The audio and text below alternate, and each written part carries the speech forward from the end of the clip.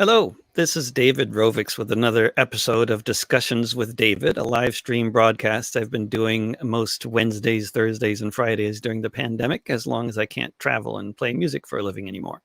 I'm also broadcasting on Mondays and Tuesdays. Mondays, I host Pandemic Open Mic Mondays, which anyone with a song, poem, or rant is encouraged to sign up for at davidrovix.com/POMM.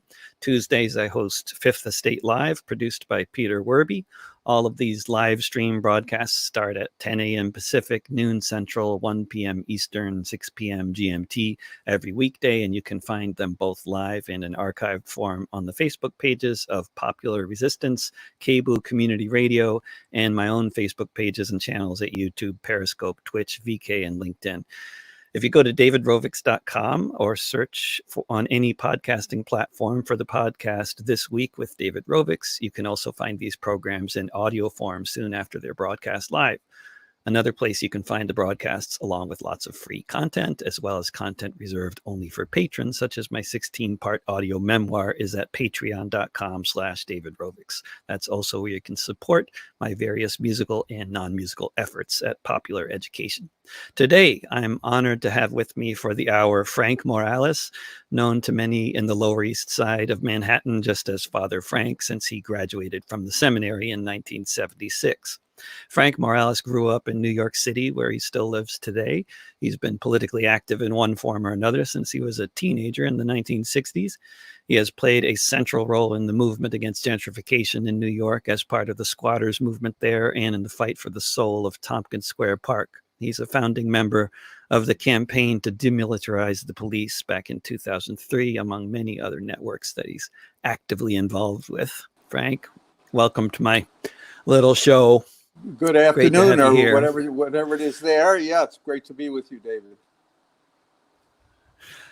Frank, suddenly the idea of demilitarizing the police is a mainstream talking point among media pundits. And I just wonder, in your shoes, what has the past couple of months been like? I know it's a huge question, but yeah, no, I've had people come to me and say, yeah, what you were saying was on point way back when and all that.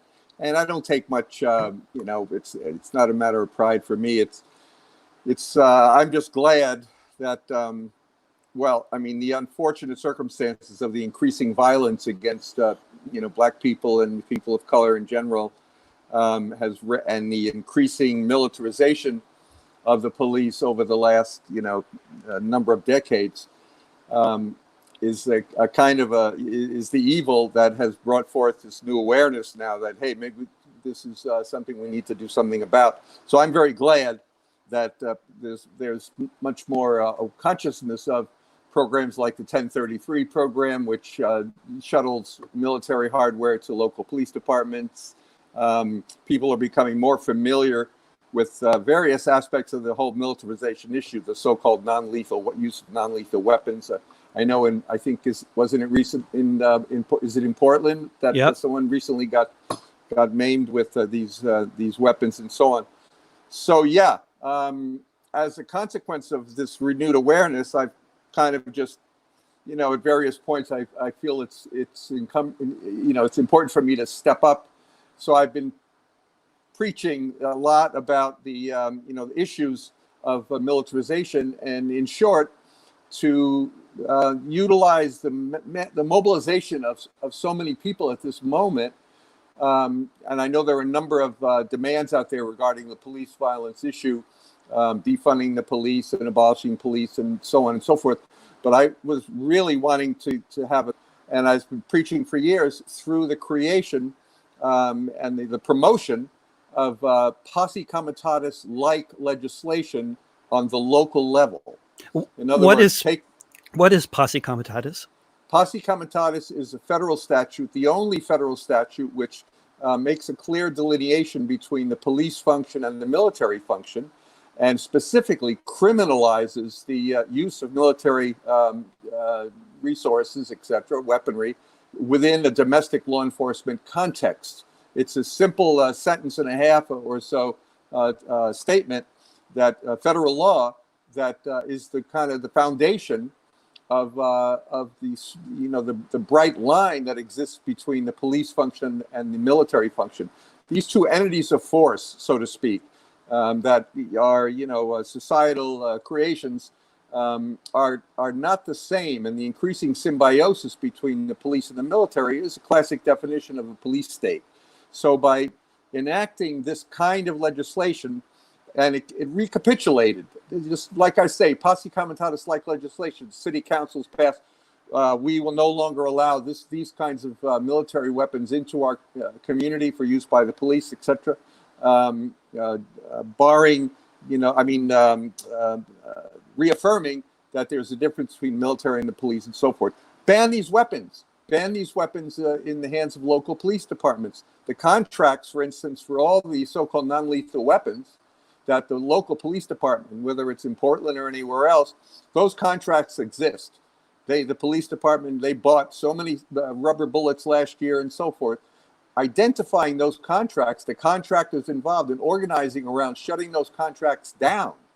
In other words, making it impossible for police departments to procure these, either through the pipeline of military to local police and or the private market, would go a long way towards, practically speaking, demilitarizing the police. So my wish over the last number of months now is that the mobilizations, which are good and clearly, long overdue, or maybe 400 years overdue, right? But that these are important, but nonetheless need to issue forth in concrete, practical organizing campaigns, so that it's not, the mobilization is not for naught. We need to make some real practical changes.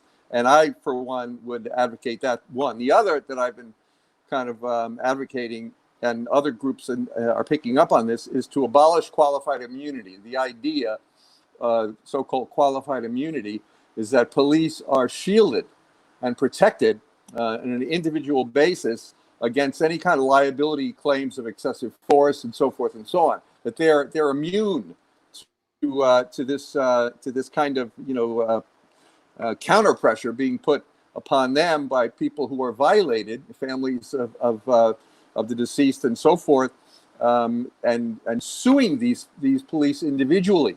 It would give pause to these officers that are out there brutalizing people and violating people, if they knew that they could be sued personally, that they could, they were subject to the same kinds of restraints that you and I are subject to. So the doctrine of qualified immunity, which shields the police, all the police departments make use of this, needs to be abolished. And there's been a lot of talk about that, about qualified immunity, but then again, doing something about it is one thing, and talking about it is another. I mean, it seems like there's many city councilors in many cities. There's at least one or two decent city councilors talking about doing the right thing, but then when it comes down to this, the majority or the mayor, it's totally a no-go. But you were also talking. It's gone to the Supreme Court. It's gone to the Democrats were raising it, and it was a non-starter from the point of view of some of these people. That's not the approach. The approach has to be something along the lines of ballot initiatives, ways in which the citizenry can enact laws from the ground up. You can't rely. Have you had has ballot initiatives? I know you wrote about that recently as well. And has ballot initiatives been something that I mean, it seems like there is a pretty good record of ballot initiatives actually doing things that the politicians never seem to do otherwise, like legalizing cannabis, for example. But are there other good examples of ballot initiatives that have really made a difference? Or you have a lot of... Yeah, I don't have those in hand, but I know that, for instance, there are various, organizations that concentrate and focus around, Mike Gravel and others have championed this approach, and you can go to look at his stuff. But there are a number of, the issue here, though, yes, this is a viable approach to creating law and criminalizing those activities on a local level that the citizenry believes are crimes and need to be criminalized. The problem is that various states have different requirements in terms of ballot initiative campaigns. Here in New York, it's very difficult. For instance, in the 9/11 Truth Movement a number of years ago, this is back in 2006, I think it was, we collected, I don't know, 20,000, roughly 20,000 signatures, as I recall. You only need like 8,000 or whatever to run for mayor, right? We had, and these were valid, verified. They had gone through the whole process and so forth. Then they just shot it down on the basis of it's a national security issue and don't forget about it. But it's even more stringent in terms of New York, for instance, to initiate to create a ballot initiative around the doctrine of qualified immunity, because it has to do with our charter or need to go through the city council. But basically, every municipality research what it is that's required to put together a ballot initiative and organize campaigns with all these folks who are mobilized around these kinds of things, where we can enact real change and just take us incrementally along the way. Obviously we require, as a people, as a society, as a world, a big change. So all these reforms along the way, but reforming, taking the military equipment out of the hands of these cops and these so-called non-lethal weapons, which are not certainly not non-lethal, and abolishing the doctrine of qualified immunity in the local police departments would go a long way towards ameliorating some of the conditions that are currently evident. And one of the situations that is also being discussed now with, I think, appropriately great alarm in the mainstream press and even quite a bit in the business press is the imminent tens of millions of evictions that people are facing throughout the country. They say between now and September, if things continue as they're going, and this is all, as people are sort of in the streets are making clear, this is intimately related with police violence and with the power of policing, because it's ultimately the police that are going to be carrying out many of these evictions. Huh? Yes, If exactly. you could talk about your any thoughts you have on this subject. Well, yeah, as folks know, that the pandemic has created a situation where people are unable to pay their rents, now falling 2, 3, 4 months behind, and arrears and so on. We here on the East Village and the Lower East Side are in the initial stages of organizing what we term an eviction-free zone, a neighborhood where there's no evictions in the neighborhood. But the important point is, in terms of our organizing, there are a number of groups that are talking about this and canceling rent rather than just allowing rents to accrue over a number of months and so on, and leaving somebody in a hole, just later on rather than in the immediate circumstance, but canceling the rents and so forth. But in terms of organizing around evictions, it's one thing, and it's prudent, and it's something that we can support. Folks who are going to dealing with the issues of housing court, let's keep the housing courts closed, or petitioning the higher ups and to make subsidies available and so forth and so on. But none of that, I believe, my own feeling is that none of that will happen unless we create a certain amount of heat on the street, as we say, right? Yeah. We squatters have a lot of experience in fending off evictions. We were the target of evictions for like 3 decades. And you fended off so many evictions. And I remember the last time I saw you actually was at the Republican National Convention at St. Mark's Church in 2004. And you were talking about, to me, amazing stories, which I've heard similar stories from Germany and other countries. But it's not stories that many people outside of New York City or even within New York City are so familiar with. The number of times that you successfully fended off attempted evictions, that the police retreated. Yeah, it was literally a war of attrition. It was we lost some, and we at the end we won. As maybe some folks don't know, but we're still in 11 buildings down here, and we've held on. We've been decriminalized and so on, but nonetheless we're still here. But that was due in a large part to an effective eviction defense, which has many aspects. It's developing, real solidarity with your local community, so that people come out when you make the call. But it's also developing the logistics to make the call. So in other words, you have an effective network and rapid deployment apparatus, if you will, so that at the first sign of an eviction attempt, people begin to mobilize and come to the site of the eviction. So what we're talking about here in terms of the East, our approach to a free zone here, an eviction-free zone, is to organize people horizontally and not waste our time. Well, I shouldn't be so negative about that, but spend less time petitioning Pharaoh to soften up on these evictions and so forth, and create a popular base at a community of resistance that will come to the side of an eviction and confront the marshals with numbers. My experience has been overall that, generally speaking, a marshal and 2 or 3 or 4 cops, or even like more than that, they're no match for a couple of hundred people, minimally a couple of hundred. And we get more, even better, who are organized in such a way, both inside and outside the premises, and obviously with the acquiescence of the targeted victim, right? That Right. say, no, look, I realize that I've exhausted the legal channels. I'm 6 months in arrears. It was not my fault, but the courts are evicting me, and I realize that. But that there's another layer. In other words, the legal arena is not the end all.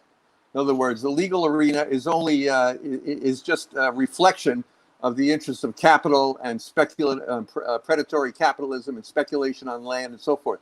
Yes, people subscribe to the courts. They go and they petition, they fight, they get lawyers and so forth. But at the end of the day, if that's not going to keep you in your home, and this is where people have to make the decision, then to resist, utilizing the popular support that you have in the community, and create new situations, right? And by doing that, you create policy options. Once people start organizing on the street, it's like, take me to your leader. You know what I mean? It's like, Right. who can we meet with? So then those people who are interested in that can enact those kinds of things, and it's canceling rents, and so on and so forth. Maybe even taking the buildings out of the hands of these landlords. In New York here, it's called a 7A proceeding, and so forth. So, there's any number of possibilities, but none of that will come into play unless there's organizing on the street, and we create power in the only place we can create the power, which is where we live.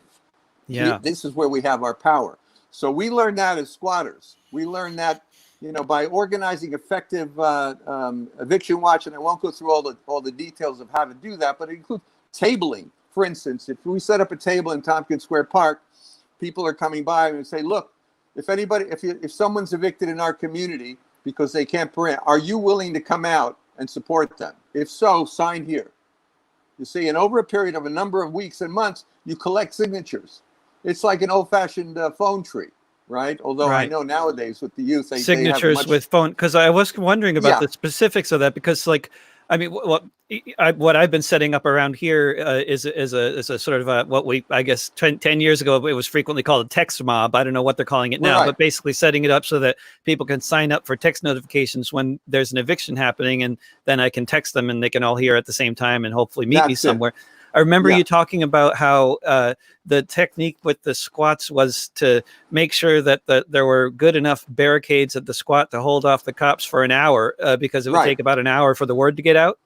Yeah, that's the thing. I mean, like I said, there are a lot of aspects to this, and we've learned this over the course of, it's some derived from the abstract. You learned it from experience. Yes. We learned from experience is that you have an effective list. And these days, we didn't even have cell phones. This was like somebody had to go to get it going.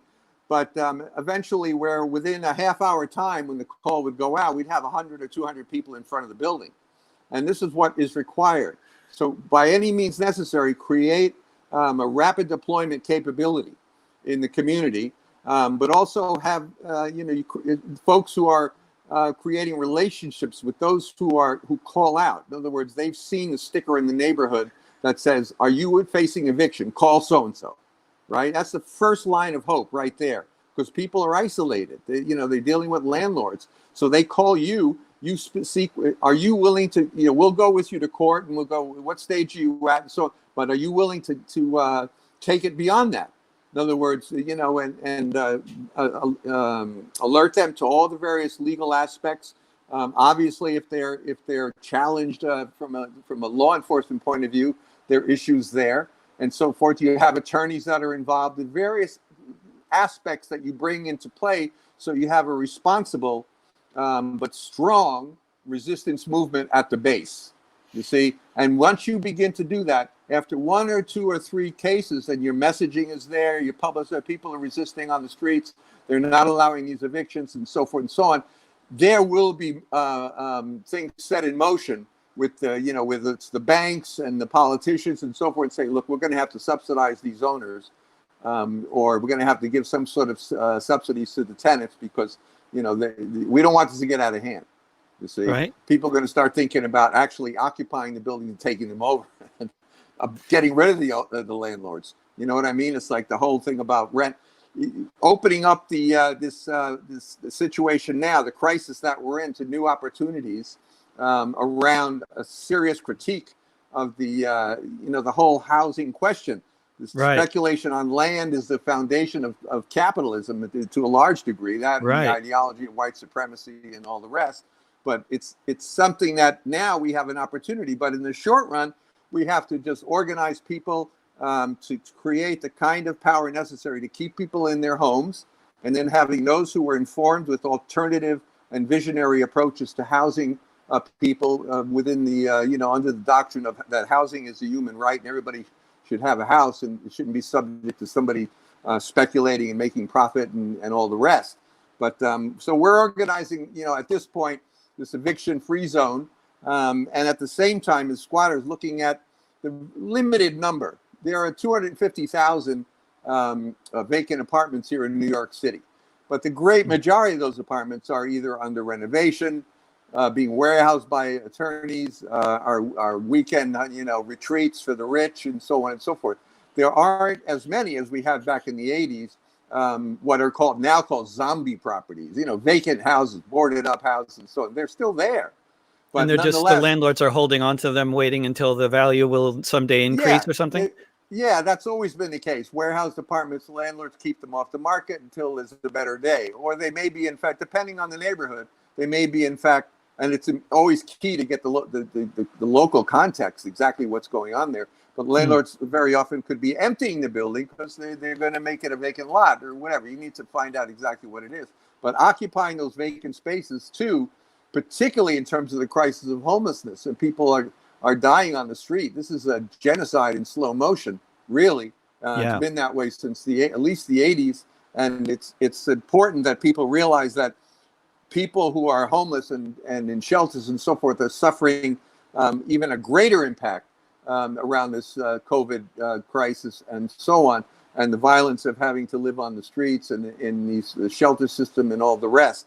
So, I advocate that as part of our response here, that we look at these vacant houses and target them in the interest of homeless people, and work with homeless people, like groups like Picture the Homeless and others here in New York, who understand that the human right to a home is only so much of an abstraction until it's actualized. And squatting actualizes the otherwise abstract right to a human right to a home. It makes it real. Otherwise, it just remains a happy slogan. Yeah. Frank, if the struggle around defunding the police were actually to be successful, and things happened like we no longer were even able to rely on police to carry out things like forced evictions, or if things like forced evictions were abolished, as they were in the 1930s in Chicago. I learned recently, I was interviewing Jeremy Brecker, the author of Strike, and he was talking about how in Chicago there was so much anti-eviction activity. So many the councils of unemployed workers were so well organized that they ultimately just banned forced eviction as a practice. That's what I'm getting at. Heat on the street creates those changes. They wouldn't happen without people organizing in such a way. Growing up in the Lower East Side, Frank, I imagine you as a young person, you probably knew a lot of people who were involved with the struggles in the 1930s in that neighborhood. Is that accurate statement? Yeah, I knew some. Particularly in the mid 70s, I was one of the founding members here in New York of Christians for Socialism, because this was a period when liberation theology, I'm not sure you're familiar with. I mean, yes. in the late Oscar 60s, Romero was in the late 60s, there was a vast movement of poor people in particular, and religious leadership and so on, who subscribed to the notion that the New Testament was a document that lent itself to the struggle for justice and liberation on the part of poor people, and they utilized, these aspects. Now, of course, Jesus was, without sounding overly preachy here, was crucified as an insurrectionist. So that should tell you something about the ideology. But in any case, we formed a Christian for Socialism chapter here in New York. There were chapters around the country reflecting a lot of these documents and thinking that was coming up from Latin America, from Africa, and the Black consciousness movement, and so forth. And later, as you know, through Black theology of liberation here, in North American version of James Cone and others, women's liberation theology, Mary Daly and others. But it was at that time that, getting back to your question, is that the meetings that took place in the Christian for Socialism chapter here in New York involved a lot of members of the Communist Party and other communist organizations, and particularly some of the older members of the CP. Now, I was at that point, barely 30, but I learned a lot from a number of these elders who were part of this move. Some who had gotten kind of bounced out of the party for having fraternized with Christians, but it was that was what was happening at that time. But I remember the lessons that they taught, the history that they brought in terms of the struggles you're talking about. And, so I have a lot of fond memories and recollections of those people at that time. But yeah, we learned from those old folks as well, particularly down here on the Lower East Side.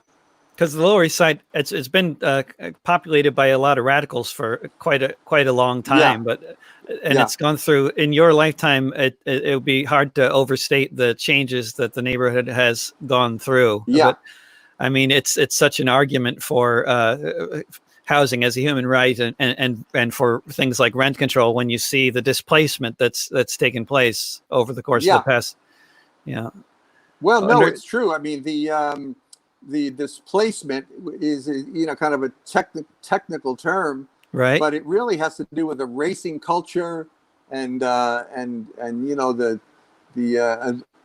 it's kind of a loss of a certain memory and historical the DNA of a neighborhood and so forth. Now, I like to think, having been here and still here, in fact, I'm living, the window here faces 10th Street, which is a street I ran up and down when I was a kid.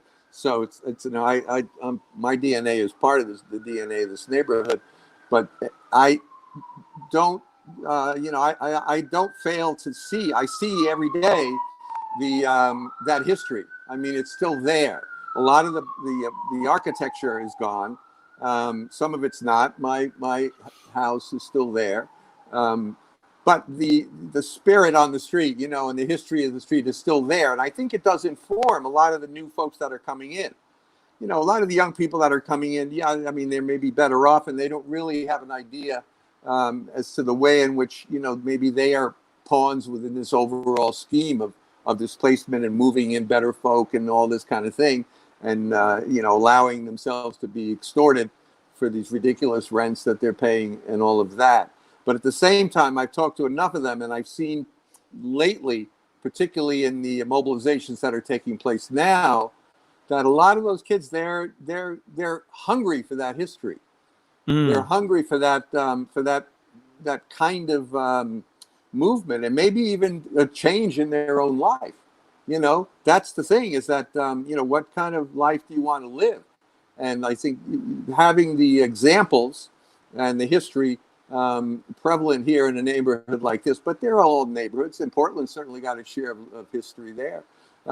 Portland is incidentally the most rent-burdened city in the United States. Portland is. There you are. In terms of the how much people make relative to the cost of rent. And I wonder if the radicalization process with some of the new residents, there's so many waves of gentrification, right? So like people who moved there in the 90s who were getting what they thought was really finding apartments that were really cheap in the Lower East Side, which most locals would have thought of as unaffordably expensive. But then 20 years later, the cost of those cheap apartments that they were renting is now like 4 times as high, right? No, this is the case. But you know what the point is, I think, is that tenants as a rule are probably tenants are the largest, I don't know, I could be wrong on this, the largest oppressed group, right? And I think that the enemy, the policy of land speculation and of rent and on all the rest, all of that's attached to the housing for profit system. That it is a paper tiger. If tenants mass together and it created rent strikes, neighborhood-wide rent strikes, and so forth and so on, they would fold. They couldn't, there aren't enough police to deal with the issue of non-payment of rent. In other words, withdrawing support to the whole housing for profit system. But that's easier said than done. And what is the obstacle there? All right, people are individual. They fear. They're isolated. That's the definition of being a tenant, right? You're isolated, and so you're fearing eviction and so on. But let's say you got over that, and you knew that they were, your whole block was going to go on a rent strike. You felt a sense of collected solidarity. You're on it together. You had a smart KG lawyer that was going to protect you. You felt you were secure. People need to then move to the stage of where they really do believe that the housing for profit system is a fraud and it's immoral and it creates violence. I mean, it's a violent system that leads to insecurity of tenure, to outright, you're dealing with the violence of the street. You're evicted and so on. Once people get to a vision of alternative housing systems, that housing should be free, that should be a right, and everyone has a right to a decent home, a place to live. I mean, it shouldn't be that. Well, it is like going back to the New Testament. The birds have their nests, and the Son of Man has no place to rest his head. That should not be. And once people get to that stage, and then organize horizontally, and all come in a collective voice, saying, rent doesn't matter. We're not paying rent anymore. They will collapse.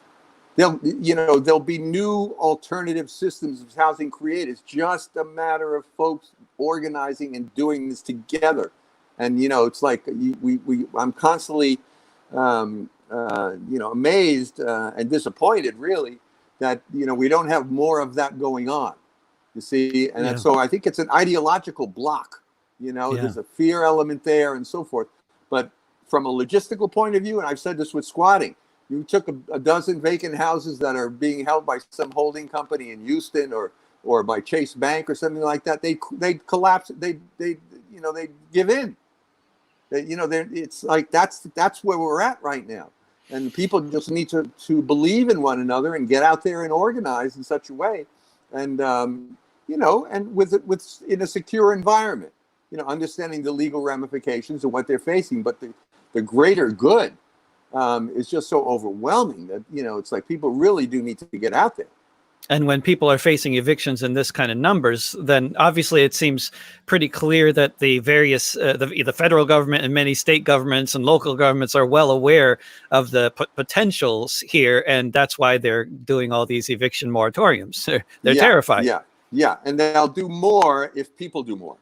You see, in other words, we come out strong and say, look, we're not allowing for this, and there's 500 people stopped the eviction of Mr. and Mrs. So-and-so and their family yesterday. And this starts to happen around the country. And people just say, well, look, we don't care about the legal system telling us that it's time to go. Yeah, we understand that. But this is, there's a higher level here.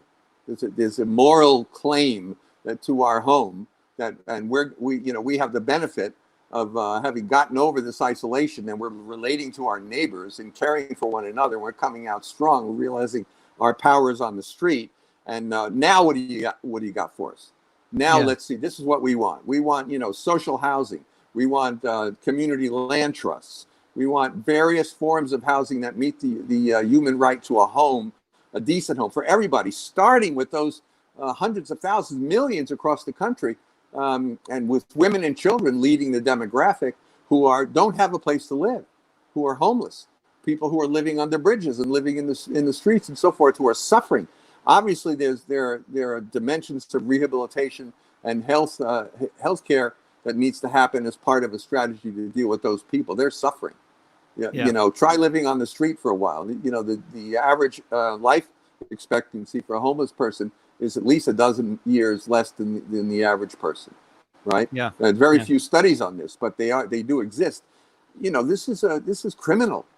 That's what's criminal, is the housing system as it currently exists is a criminal enterprise, and it needs to be abolished, and it'll be abolished once people stand up and organize together.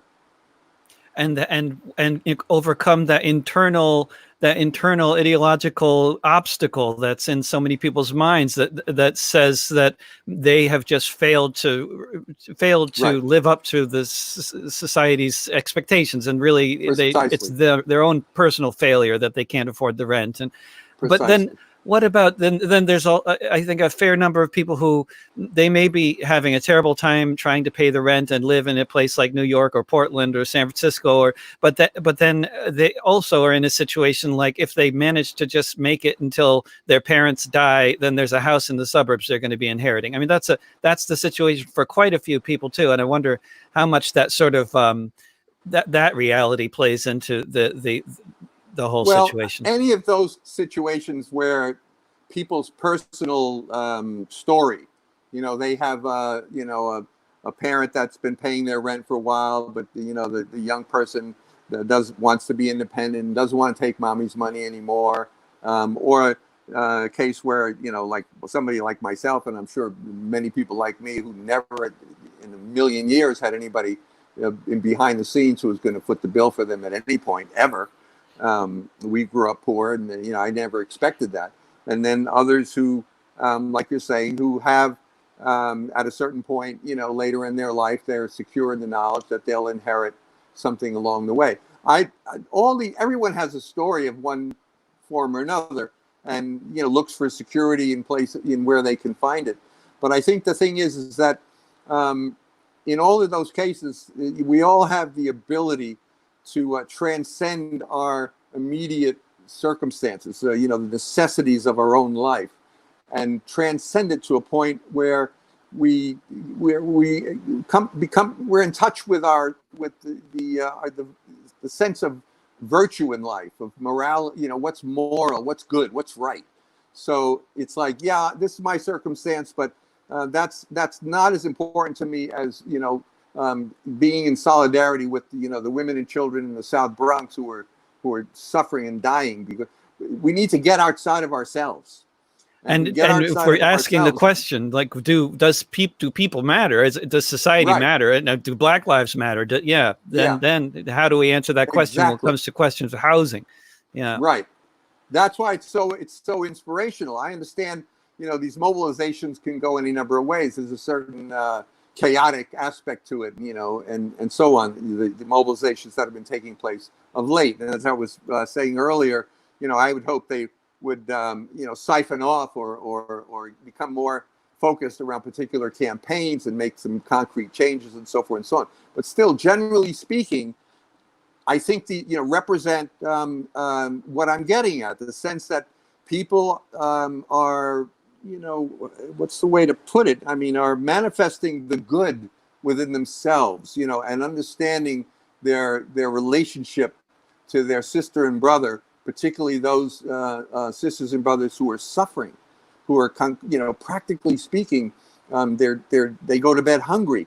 Kids who have no future, and I've seen these people. I've talked to these people. I know that their horizons are narrow. That each day it's there's only so many things that they hope to accomplish in the course of that day, but they're not thinking of a college or a career or a vacation or it's an obscenity what the level of dehumanization that we have to live with every day and experience. And I think when people realize that and see that, and are at the same time in touch with their the demands of their conscience, the demands of what they know in their soul is correct, is right, and what is wrong, what is evil, and then come out So all these young people who are out there, I mean, they're going through this. You know, there's some there who are you know, particularly young Black and Latino men and women who are, you know, daily harassed by the police and worse. But I'm talking now specifically about a lot of these young white people and students and others and people who maybe are in a class situation where they, you know, they're not affected by some of these things. And so they're coming out. People are coming out. And it's like they're doing it on the basis of a moral claim upon their own soul. It's a call. And I think that's the beautiful part of it. And I think more and more as we approach the housing question and some of these other things, the key thing is utilizing our strength in numbers. The key thing is getting out there and have organized and focused campaigns. And, you know, we know there'll be infiltration. They'll try to distract and divide and shuttle it down some kind of parliamentary endless, you know, route with no end. I mean, there's all of those things are there. But the fact that now people are beginning to wake up, I love that expression, woke, you know, it's great, right? Because that's, you know, or as we used to say, you know, people, you know what time it is. I mean, it's the time now. This is the time.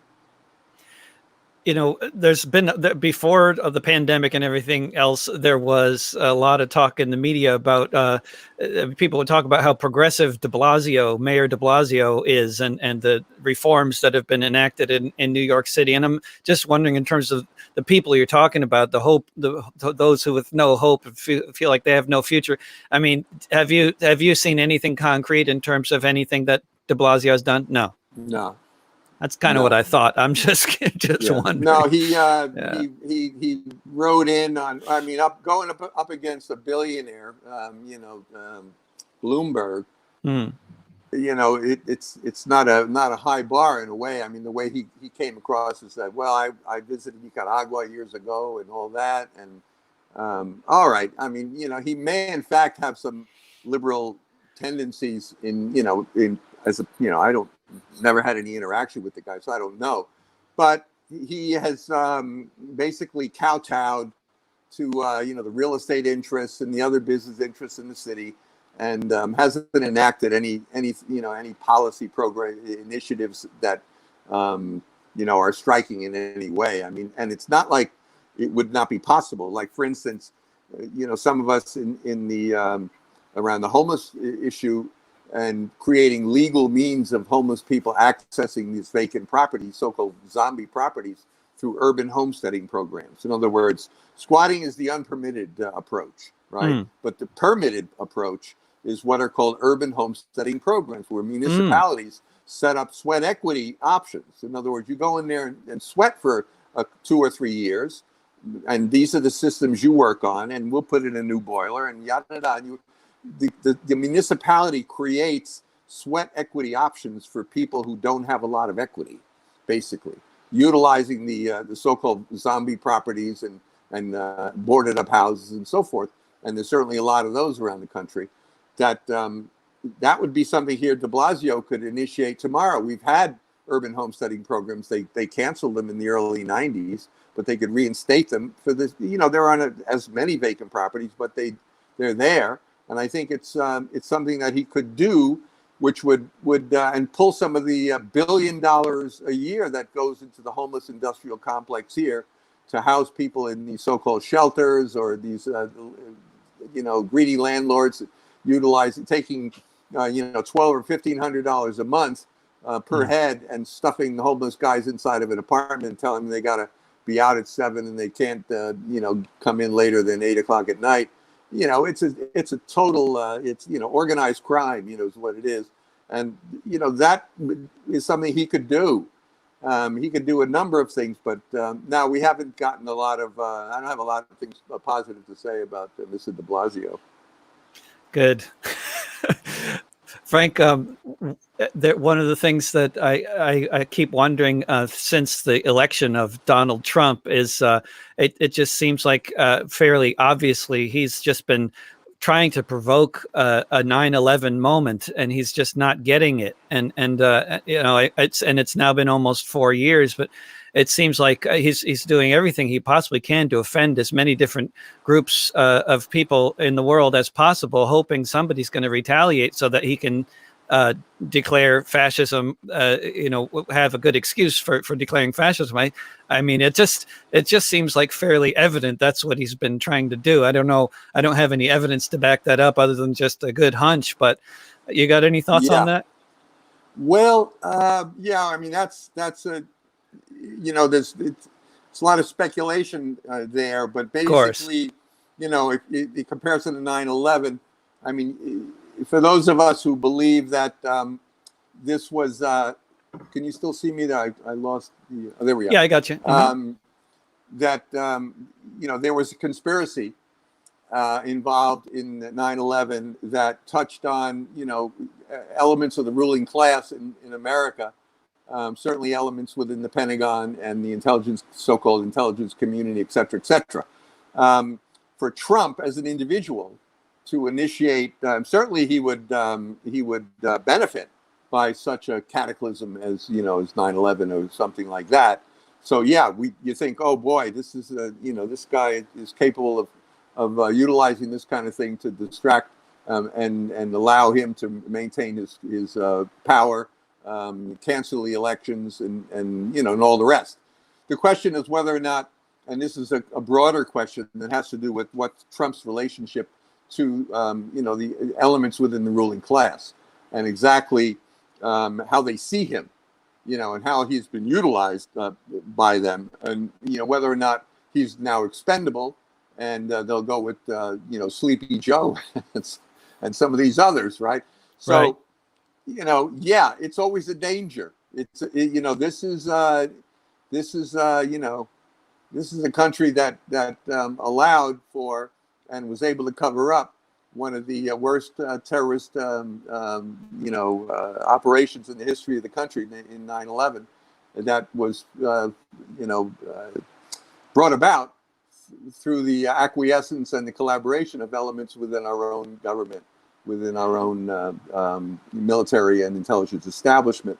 Whether or not Trump is a point man and to assume the next that kind of evolving history here is anybody's guess. Hopefully not, but hopefully we're able to to displace him. Talking about displacement, evict him from the White House, and then take our chances with the next so-called leader of the free world.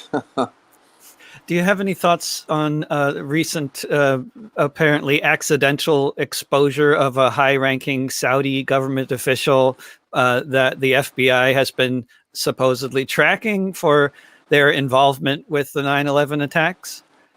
Now, I haven't heard about that. Maybe I did.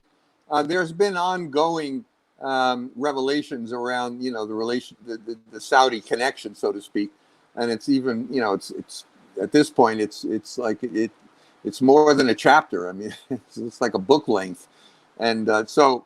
The broader question is, of course, the investigation of 9/11 never really happened, other than that's what's been done by independent researchers and so forth over these years. And the call, as I mentioned before, we had, organized a ballot initiative here, campaign, and that was what it was calling for, was an investigation through, official law enforcement channels, through DA or some kind of special investigator, what have you. So that hasn't happened.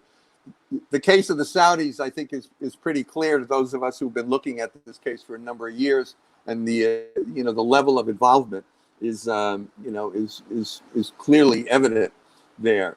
But whether or not this surfaces and sees the light of day, again, depends on the willingness of people to engage in this kind of campaign. And you and I know, I mean, the demonization and the trivialization and worse around folks who raise this question. I remember during those years of the RNC in 2004, we were having regular Sunday gatherings at St. Mark's Church around this whole question of 9/11, and just saying to people, look, we have questions. The families, the Jersey girls, so-called Jersey girls, and then others, they were all at the church. And we have questions that we're investigating. We have people looking at, but we don't claim to have all the answers. The ultimate who done it kind of thing. But we have certainly a lot of questions that seriously undermine the official story, so that we can confidently claim that it's a big lie, and that we need to really investigate this. So.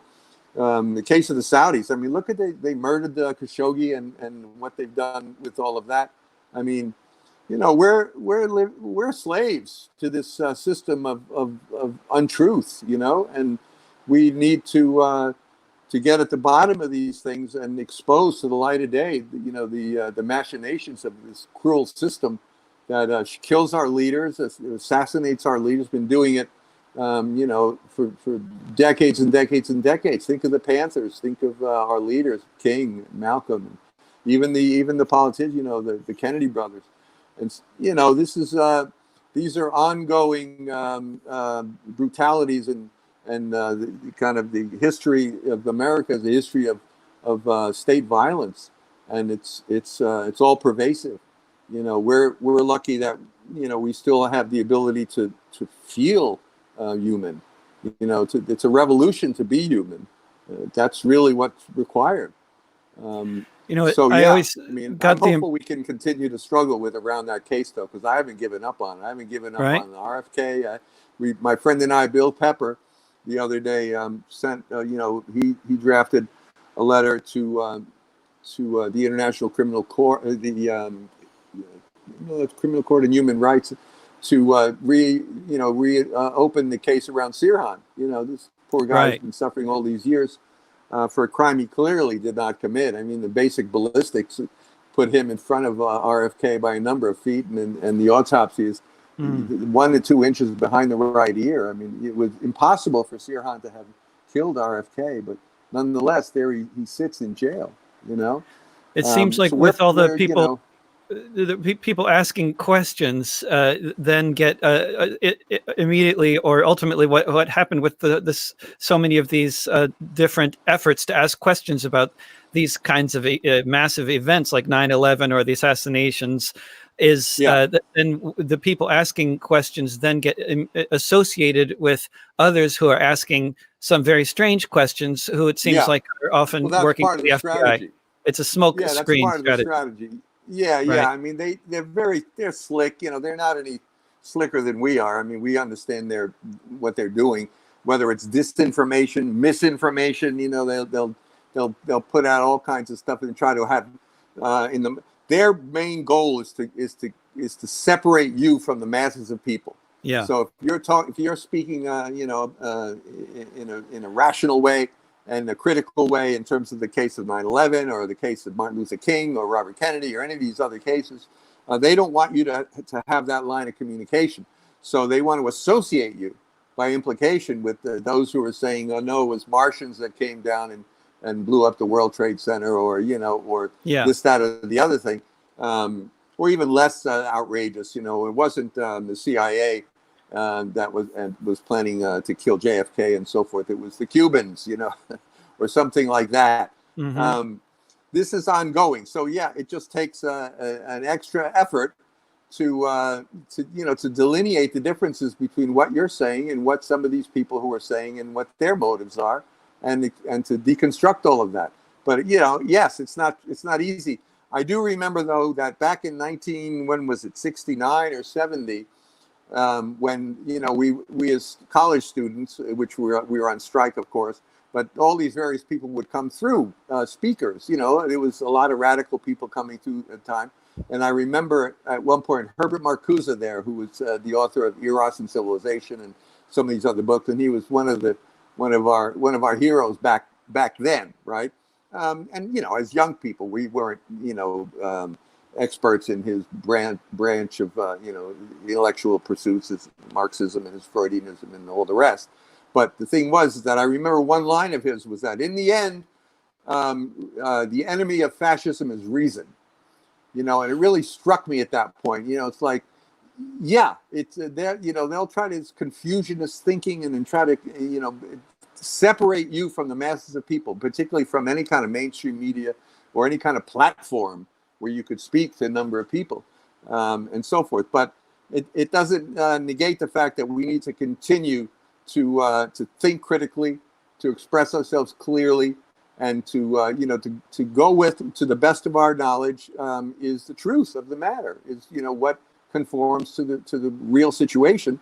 And if we need more as a scientific approach, if we need more information, we'll go for it. And if we get stuff that disproves what we're thinking, then we adapt and we readjust. But we approach this thing in a rational way. Right. That would be the ideal approach, would be rational. But if it's no, it's not easy. I mean, because that's the idea. Fascism, one of its defining characteristics, it's a cult of irrationality. Yeah. What's what Trump's banking on? Trump will say, it's there's a lot of people dying, but things are getting better. It's the war is peace. I mean, this is where these people are. The numbers are going down. I love that expression. The numbers are going down. And so what you're saying is the number of thousands of people every day who are dying is decreasing. Like, I mean, this is what a way to put a number. Yeah. But what it is, it's a sign of the desperation of the Trumpism, and by implication, the utilization of Trumpism as a pawn in the hands of the ruling elite and those sectors of the ruling class that are sort of behind the scenes. If he wasn't doing the bidding of these people, personally, he'd be long gone. His plane would have gone down a long time ago. He's working in behalf of certain elements which are very content to have him continue to whip up the hordes of white supremacy and all that. So it's just a matter of time that these desperate tactics are deconstructed and overthrown. I mean, and part of the strategy is to maintain a rational approach, is to maintain a clear-headed approach and not succumb to the spectacular, the bizarre approaches that people like Trump, who now only manifests what we've seen before, right, in the movement, generally speaking, but he's now made it much more explicit. But we can bypass this as well. We'll transcend this as well. It's just a matter of time. Frank Morales, thank you so much for joining me for the hour. It's been very, very interesting conversation. Thanks for joining me. Well, thank you, David. Yeah. And good luck to you, and good luck to all the folks in Portland. Let's pass some kind of law, which, and I know there was some thought about this, which criminalizes the utilization and the acquisition of these so-called non-lethal weapons, in the city of Portland. Yeah, absolutely. That would be one of the many laws that need to get passed. Yeah. Oh, yeah. Okay. Well, you take care of yourself. And thanks so much. You too, Frank. Talk to you soon. Okay. Bye-bye. Bye. And thanks, everyone, for tuning in to this conversation with Frank Morales. You can find this and other discussions with David in archived form in various locations, such as the Discussions with David playlist on youtube.com/drovics, at patreon.com/davidrovics, at soundcloud.com/davidrovics, and on any podcasting platform if you search for the podcast This Week with David Rovics. The music, the live stream broadcasts, and the podcasts are all free, but if you want to support my journalistic and musical efforts, plus have access to some exclusive offerings just for patrons, please join my community supported art program, or CSA, at davidrovics.com/subscribe or patreon.com/davidrovics. If you're somewhere in the region of Portland, Oregon, please go to artistsforrentcontrol.org and sign up for text notifications to be part of Portland Emergency Eviction Response to help us mobilize against the coming waves of evictions. I just started a crowdfunder for an album project, also known as a musician and audio engineer employment scheme. You can check that out at davidrovics.com/pandemic sessions. Hope to see you again soon here in the Matrix and out on the streets. Don't pay the rent and don't be afraid of your neighbors. Mutual aid will get us through. Bye for now.